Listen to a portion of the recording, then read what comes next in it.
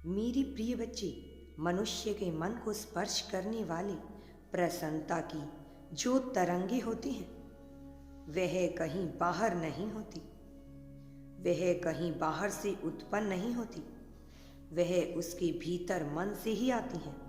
लेकिन मनुष्य को ऐसा प्रतीत होता है कि उसे खुशी देने वाली वस्तु बाहर है। जैसे कोई पशु अपनी ही परछाई जल में देखकर यह सोचता है कि उसके समक्ष कोई दूसरा पशु खड़ा हुआ है, लेकिन वास्तव में वह तो उसी का ही प्रतिबिंब होता है, जिससे वह पूरी तरह से अनजान होता है। मेरी प्रिय, मैं जो तुम्हें बताने वाला हूँ, यह जानना तुम्हारे लिए अत्यंत आवश्यक है।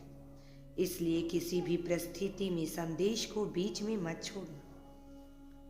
जब तुम निराश होते हो तो वह आखिर कहाँ से उत्पन्न होता है?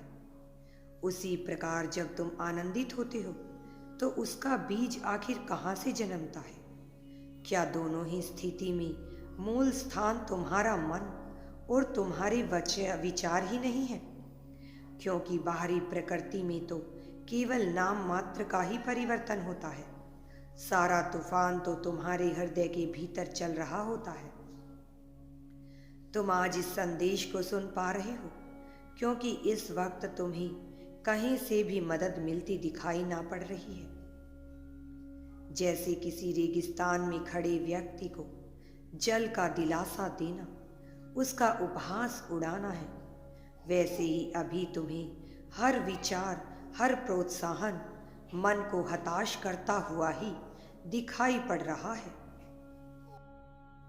तो इसका कारण क्या है? क्या ऐसा कारण है जिसकी वजह से तुम चाहकर भी प्रसन्नचित नहीं हो पा रही हो? मेरी प्रिय, तुम एक पुण्य आत्मा हो। दिव्यता तुम्हारे रगों में बसी हुई है। इस ब्रह्मांड में जब ग्रह अपनी रफ्तार धीमी कर लेते हैं या फिर तीव्र होना प्रारंभ कर देते हैं, तो उसका सीधा प्रभाव मनुष्य जीवन पर पड़ता है। क्योंकि चंद्रमा और विभिन्न ग्रह यही मनुष्य के जीवन को नियंत्रित करते हैं। इसलिए कुंडलियों के इन ग्रहों का विशेष महत्व बताया गया है। कोई भी देश या स्थान पर क्यों न रह रहा हो, ब्रह्मांड में होने वाले बदलाव का परिवर्तन उसके जीवन पर पड़ता ही है। और जब यह परिवर्तन होता है तो सर्वप्रथम इसका प्रभाव उसके मन पर दिखाई देता है, जो मस्तिष्क से होकर उसकी क्रियाओं में गूंज जाता है। अभी जो स्थिति है उसके कारण तुम्हारे मन में भ्रम, अशांति आदि परिस्थितियां उत्पन्न हुई हैं। लेकिन इसका यह मतलब नहीं है कि तुम रुक गए हो या तुम्हें रुक जाना चाहिए। बस ऐसी स्थिति में शांत चित्त होकर अपने कर्मों का पुनः मूल्यांकन करने की आवश्यकता होती है। और मनुष्य को अपने जीवन में कुछ बदलाव को अपनाने की आवश्यकता पड़ती है। ऐसा तो नहीं है कि तुम बदलाव नहीं चाहते हो, लेकिन बदलाव के साथ होने वाले संघर्ष के लिए तुम स्वयं को तैयार नहीं कर पा रहे हो, या फिर अपनी वस्तु को प्राप्त करने के लिए तुम पूरी तरह से विचार नहीं बना पा रहे हो। मनुष्य जीवन में उसे वही हासिल होता है जो उसके अंतर मन में पूर्ण विश्वास और निष्ठा के साथ रचित होता है। वास्तव में सृजनकर्ता कोई और नहीं है, तुम स्वयं ही हो।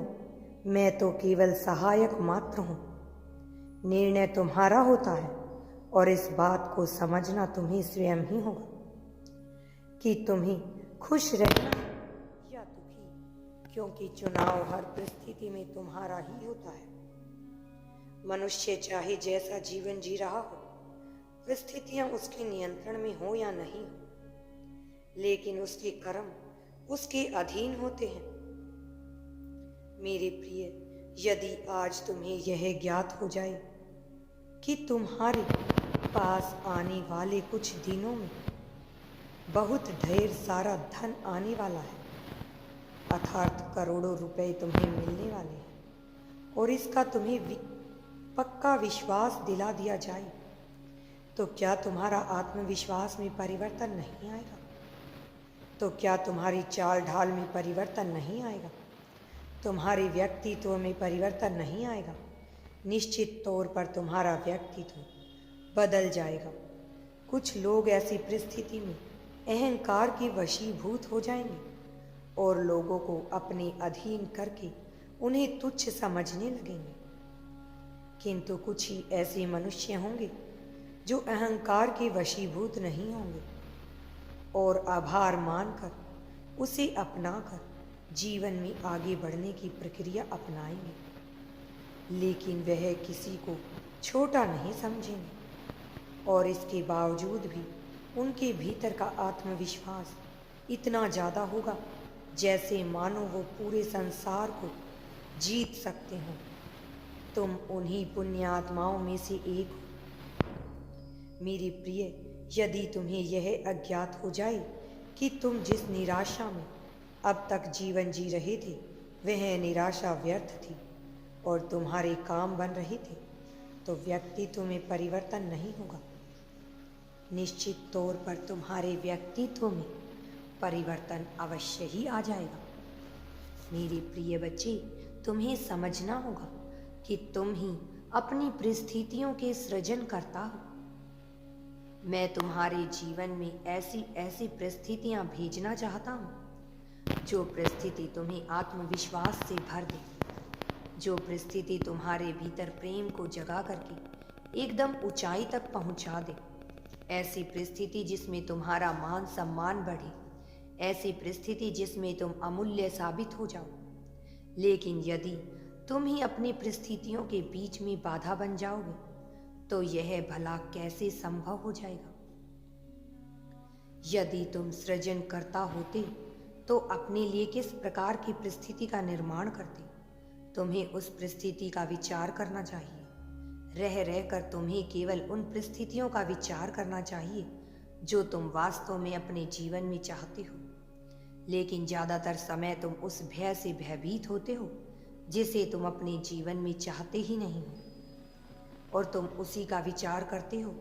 यदि तुम्हारे साथ कुछ अच्छा भी हो रहा होता है तो तुम यह सोचने लगते हो कि आज मेरे साथ अच्छा हो रहा है तो आने वाले समय में बुरा भी होगा। कई लोग अहंकार से इतने घिर जाते हैं कि उन्हें लगता है कि उनका खराब समय कभी आएगा ही नहीं, और कई लोग अपने आप को इतना तुच्छ, इतना हीन मान बैठते हैं कि उन्हें लगता है कि यदि अच्छा समय आया है तो बुरा समय निश्चित तौर पर आएगा। मेरी प्रिय, तुम्हें इस तरह के पक्ष और विपक्ष वाली स्थिति में कभी नहीं रहना है। तुम्हें तो बस अपने वर्तमान समय को खुलकर जीना है। अतीत में क्या हुआ था, भविष्य में क्या होगा, यह दोनों ही तुम्हारे नियंत्रण में नहीं है।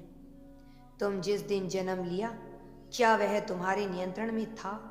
यदि आज तुम्हें अपनी जन्म तिथि चुनने का अधिकार दिया जाए तो क्या तुम उसे परिवर्तित नहीं करना चाहोगे?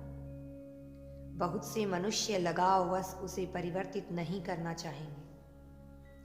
इसलिए मेरे बच्चे, ज़्यादा सोचने से कोई फायदा नहीं है।